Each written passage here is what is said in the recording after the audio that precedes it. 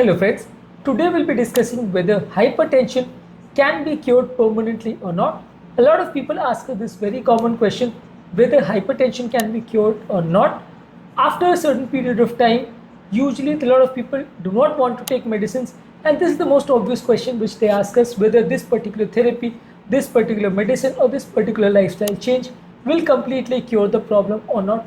This is the video where we'll be answering to these questions, whether hypertension can be cured or not, and what are the factors, if at all, they are deciding whether the hypertension can be cured in a given case or not. The topic is going to be very important, so people who are new to my channel, I would request them to subscribe to my channel, to like the videos, to comment on the videos. So without wasting any time, let's dive into the video. First of all, we have to understand that hypertension is a multifactorial disease, and majority of the cases of hypertension are usually idiopathic. That means they are not associated with any secondary or a particular risk factor. That is why a large majority of the cases where there is no particular cause of hypertension, the complete cure of hypertension is usually difficult. Usually is a lifelong condition where lifestyle changes and medicines can reduce the risk of hypertension to a certain extent. Hypertension in its early stages, where the blood pressure is borderline, the vessels have not been permanently damaged, the kidney, the heart and the brain and the other vasculature has not been permanently damaged. In these, with appropriate lifestyle changes, with appropriate dietary changes, with appropriate medicines, we can expect a good outcome and we can expect to stop the medicines after a certain period of time. But if at all the hypertension has been a long-standing thing, and if at all the vasculature has been permanently damaged, or if at all there is some kidney related already damage has occurred, or if at all the patient is having very high levels of blood pressure, then the chances of complete reversal of hypertension with dietary changes, with lifestyle changes, that will be quite difficult.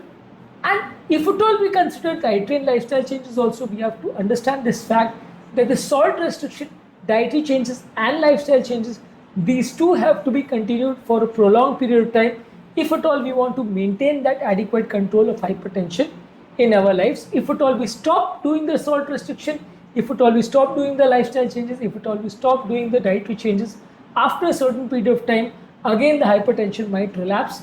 That is why even if we control our hypertension with dietary and lifestyle changes, these two have to be maintained for a prolonged period of time. Hypertension which is related to genetic risk factors, hypertension which is related to lifestyle risk factors, hypertension which is related to age, these hypertensions usually are much more difficult to reverse as compared to hypertension which has been caused by other diseases like kidney problems, diabetes and sleep apnea, as compared to hypertension which has been caused by secondary risk factors like diabetes, kidney disease, sleep apnea, hypothyroidism. All these risk factors can be cured to a certain extent, and if at all they are reversed to a certain extent, then you can expect the hypertension also to become much better. But if at all the hypertension is related to some genetic factors, then it will be much more difficult to reverse. If it is related to lifestyle risk factors, it can be reversed to a certain extent. But again, the lifestyle changes has to be continued lifetime. You have to continue to cut down on the salt. You have to maintain physical activities. You have to reduce your body weight. You have to maintain the dietary changes, improve your food choices.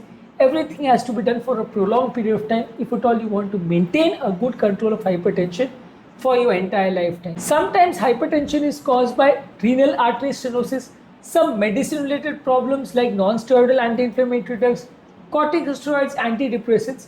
Of course, these type of hypertensions which are related to drug related problems, these can be cured as soon as we stop the medicines, because most of these medicines do not cause permanent damage of the body. Whatever hypertension and related issues whichever occur, they can be improved once we stop these medicines. Most of these medicines usually are not expected to cause permanent damage. Sometimes some permanent damage, especially to the heart and the kidney, might occur with some medicines. If at all some permanent damage has occurred, that might be very difficult to reverse, but most of the cases of drug related hypertension can be reversed. So the moral of the story is, secondary hypertension which is related to some medicines or thyroid or heart disease or diabetes or sleep apnea, that can be reversed if at all the secondary cause which has led to the hypertension, that is reversed. But primary hypertension, which is related to almost 95% of the cases of hypertension, which is caused by genetic factors, age related factors and lifestyle related factors, that is much more difficult to reverse, and that will continue for a prolonged period of time. If at all the lifestyle related factors are reversed, then we can have a good control of hypertension only with the condition that the lifestyle changes have to be continued lifelong. Sometimes some tumors can lead to hypertension. Of course, if these tumors are removed, then the hypertension can be improved.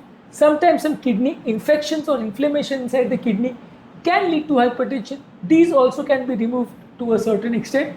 But if at all there is permanent damage to the kidney and the patient goes into permanent kidney failure, then the chances of reversal of hypertension will be much less.